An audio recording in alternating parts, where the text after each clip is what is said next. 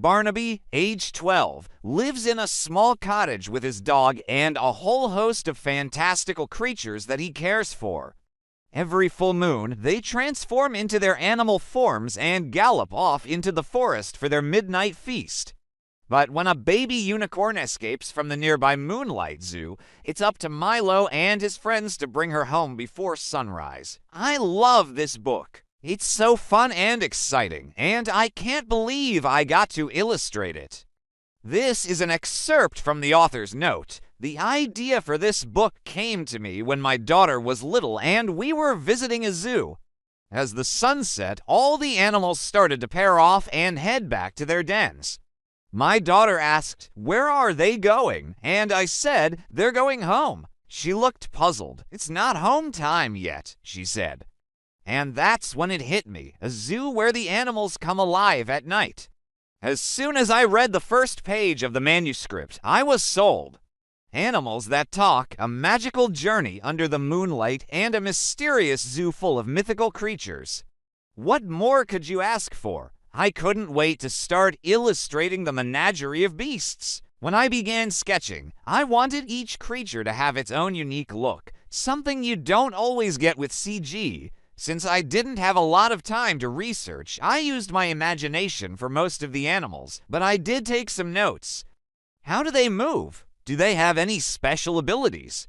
How big are they? These questions helped me visualize the animals in the story. My favorite illustration was definitely the double spread of the Moonlight Zoo. I wanted to pack so much into this illustration.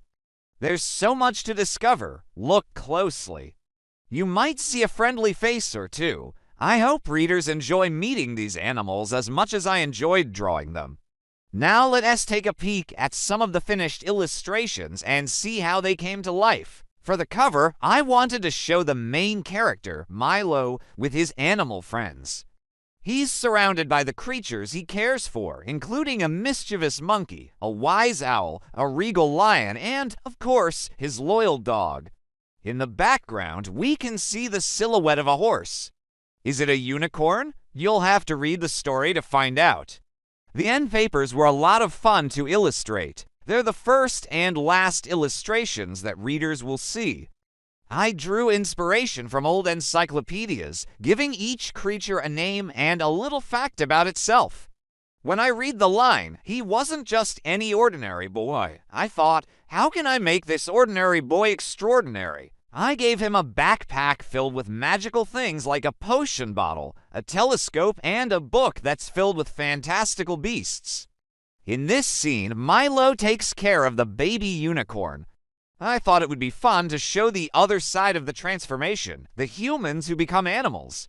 Here we see Milo in his human form cradling the baby unicorn. One of the funniest scenes in the book takes place at the Moonlight Zoo. Here the animals are having a dance party.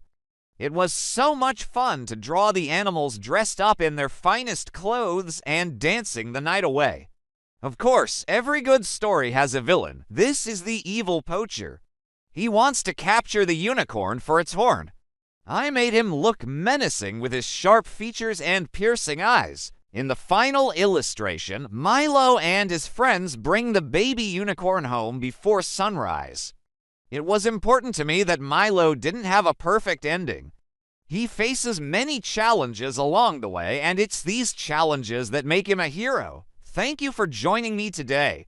It's been a wild ride illustrating Milo and the Moonlight Zoo, but I had a fantastic time. Until next time, happy reading and happy dreaming.